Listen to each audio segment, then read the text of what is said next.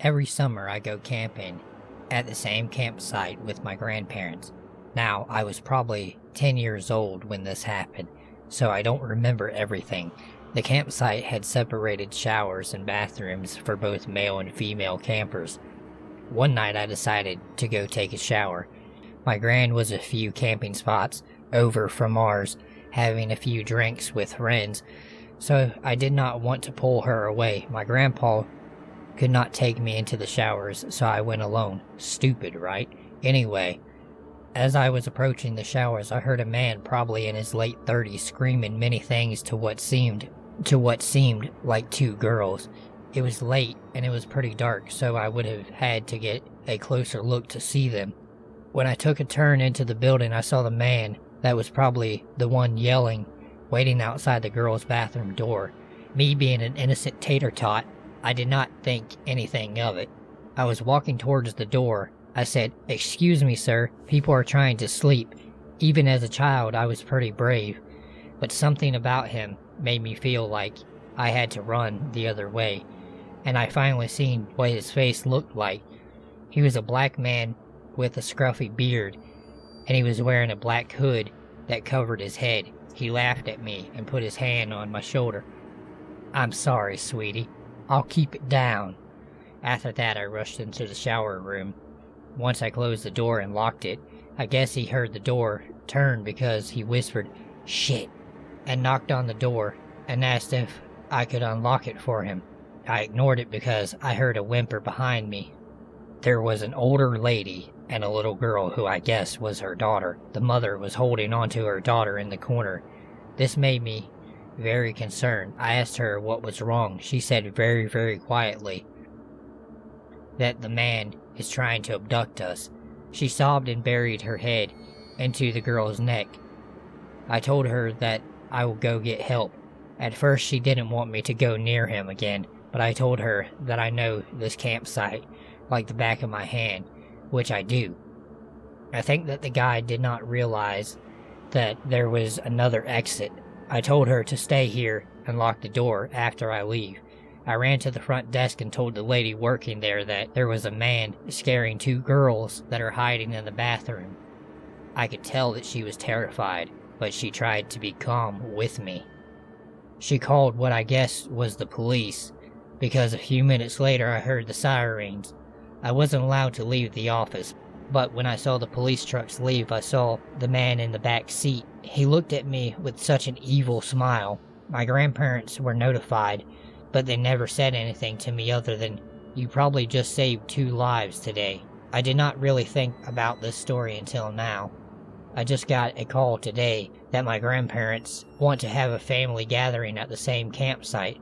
I am going to attend. But scary bathroom creeper, I hope I never meet you again. I am a university student now, but this incident happened when I was in the 8th grade. When I was around 14, I studied a subject focusing on outdoor pursuits. 2 teachers took my class on a one-night camp where we would do activities like rock climbing, kayaking, trail walking, etc. I live in Australia, around an hour from a state forest that was notorious for backpacker murders. Several bodies have been found, and several more remain missing. I'm pretty sure all of the murders were linked to the same serial killer. Anyway, in the morning we leave the school and drive out in a bus. When we reach the road that leads to the entrance of the forest, a police car is parked to the side. He spoke to the teacher for a moment, but I did not hear anything, and no one else seemed to notice or care. Fast forward a few hours and we have trekked to the camping area somewhere in the middle of the state forest. Whilst kayaking that afternoon, we noticed a helicopter doing flybys, but again my classmates never suspected anything. A couple of mates and I were the first to leave the water and helped the teacher with some equipment and started building our own rafts. I was standing off to the side when one of the national park guides walked over to one of the instructors and talked in a hushed, silent, stressed out tone. I remember hearing the instructor say stuff like, "You're kidding," and "I don't believe it." He just looked shocked and taken aback. So at this point, I started connecting the dots, but I did not say anything to my school friends. Around dusk that night, I go to use the toilet block, which is around 100 meters from the main campsite. As I go in, I remember the guy walking around the other side of the block. I did not see him very clearly in the diminished light, but he keeps glancing over with nervous body language. I could not see his face clearly. He wasn't part of our party, and to me, he just did not fit in. I did not think much of it at the time. Fast forward to the next morning, when we get back to the car park, the teacher tells us that a body was found in a dam not far from where we were. They did not want to tell us so far as to not frighten us. We later found out it was a young guy who was killed with an axe, and the guy who did it was related to the serial killer who hunted in the same area. I don't know if that guy I saw had anything to do with the murders, but it freaked me out a lot. I have not been camping since. Last summer I was camping out with a couple of friends. We were deep in the woods, and we had built ourselves a campfire. There were 5 of us in total, 2 guys and 3 girls. We were in a pretty remote part of the woods, but nobody was really worried. Anyways, we stayed up late talking about life, telling stories, and having a great time at about 11:30 p.m. One of the girls shushed everyone for a second and said she heard something. Once we were all quiet, everybody admitted to being able to hear a faint sound that resembled footsteps, but we all agreed it was a raccoon or something. Fast forward about an hour and a half, we were talking, when suddenly we hear a very loud, snapping sound, followed by a loud thump. It sounded like a large tree branch was broken off. Some of the girls were getting scared at this point, but we were able to calm them down. Eventually we decided to try and get some sleep, and we were able to. Sometime throughout the night I woke up. I have absolutely no idea how or why, but I did. I checked my phone and it was 2:30 a.m. I laid there staring at the stars for a while, trying to fall back asleep. I then began to hear footsteps. They were very faint and sounded like they did earlier. They began to get noticeably closer, and after probably 5 minutes, they sounded like they were only about 10 feet out of range from the small amount of light still shining from our campfire. They then stopped. I waited, but there was nothing. I had a terrible feeling of being watched, and for the first time in a long time, I was truly horrified. I laid there completely still, and did so for the next half hour or so. Somehow I drifted off. At around 4:15 a.m., I heard a scream come from the wilderness. I was incredibly exhausted and only about half awake, but I know what I heard. It wasn't high-pitched. It sounded like whoever it was had a horrible sore throat or something. By morning, I convinced myself it was a dream, until on the drive home, Josh, the other guy I was camping with, mentioned it. He said it sounded like nothing he had ever heard before. Damn, did you hear that scream from the woods last night? All I can remember about what he said is that it sent a chill down my entire body, and he said it so casually like it was nothing. Like I said, we are in a very remote part of the woods, and to this day, I cannot explain it. Let me give you some background information. I am 18 and living in Dagenham. It's quite a busy area, so there's normally not a lot of people around. This particular night, me and my friend Jim were on our way to camp out at the local park. You were never allowed in there past 10 p.m., so we would have to hide from the park police. The park we were staying at was always busy up until about 9 p.m. Then it turns into a ghost field. Anyway, to the story. We had to set out for the park at about 8:30, so by the time we got there, there would not be anyone to grass us up. We arrived and everything went according to plan. We had the tent, snacks, portable DVD player, Pokemon Go at the ready. It was perfect. 10 p.m. came and we heard the park police shutting down the gates. They are quite loud, so it's always easy to hear the gates creak. Once we were sure the police left, we decided to whip out our phones and play some Pokemon Go. There was a Pokestop in the park, and I had a lure model to use. We had been playing for about half an hour when we heard a long bang come from the gate, like someone had ran into it. Dagenham's known for its drunks, so we shook it off as nothing. We went back to the tent, watched a couple of action films, and went to sleep. Not even an hour into sleep, and I woke up with a horrible sense of dread, like someone was watching me. All my senses were heightened. Something wasn't right. I hear some crouching coming from behind the tent. I thought it must have been a fox until I heard it, or should I say, them speak. I managed to make out the words, "They're gonna hear us. Keep your damn mouth shut." I quietly but violently shook Jim to wake up and told him what I had heard. I needed to make sure I wasn't crazy, so I made him listen. While listening, his face turned white. The fear spread across his face. He grabbed my arm hard and whispered, "We need to make a run for it. Just trust me." I did not hesitate. We are athletic people, so running isn't a problem. We slowly unzipped the tent, and with one big breath, made a mad dash for the gate. We heard pounding footsteps and heavy breathing behind us as a guy shouting in a horrible musky voice, "Oi, slow down.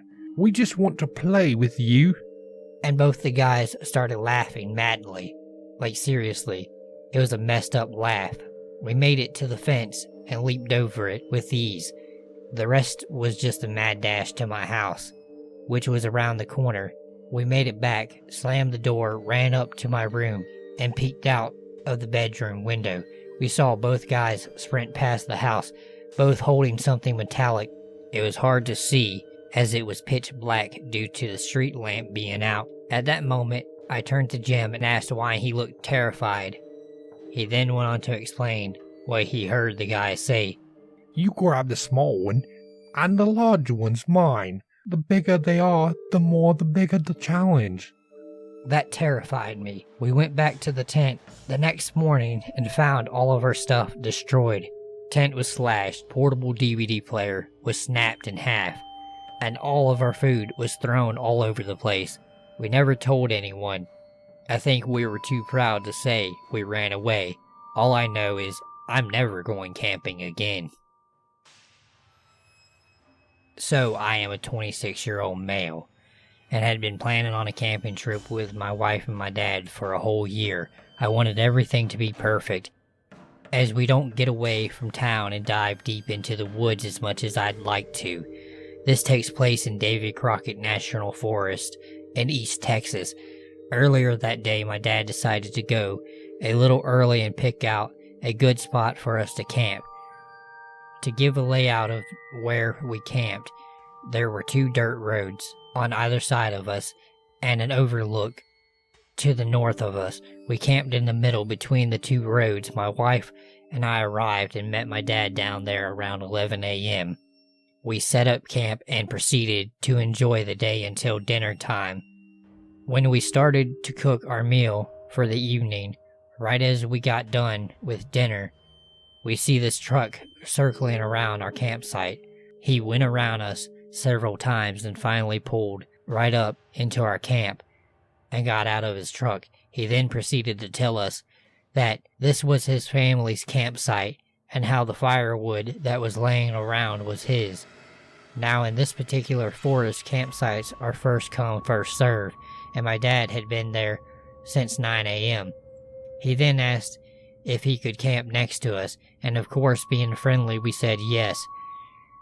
We did not know that he said next to us. He meant directly on top of us. He backed his camper in so close to our tents and vehicles that he blocked my truck in.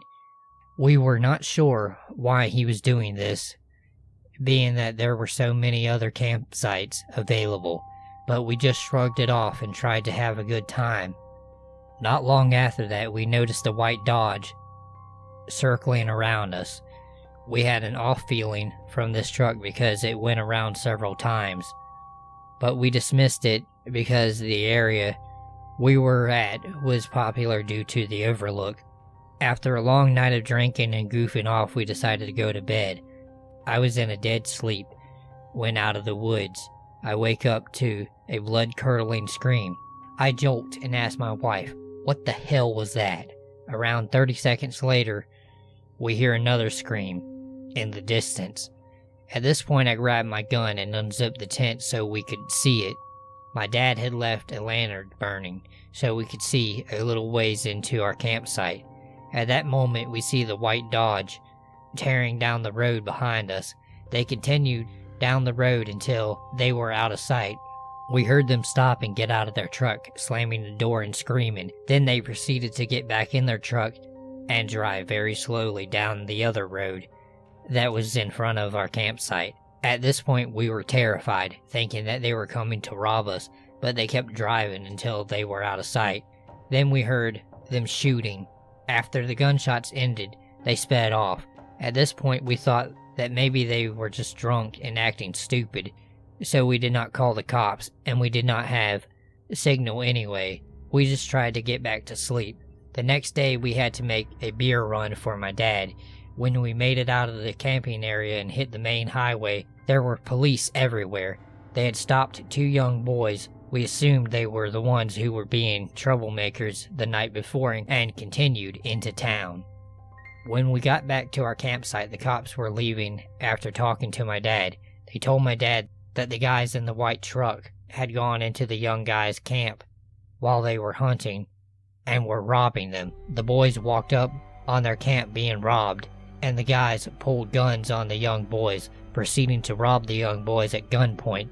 If it had not have been for the people that camped right on top of us, as strange as it was, they would have robbed us instead. They made our campsite look bigger than it actually was. The people in the white truck were never caught. Alright, if you enjoyed the video, go ahead, like, share, subscribe. Thank you for watching.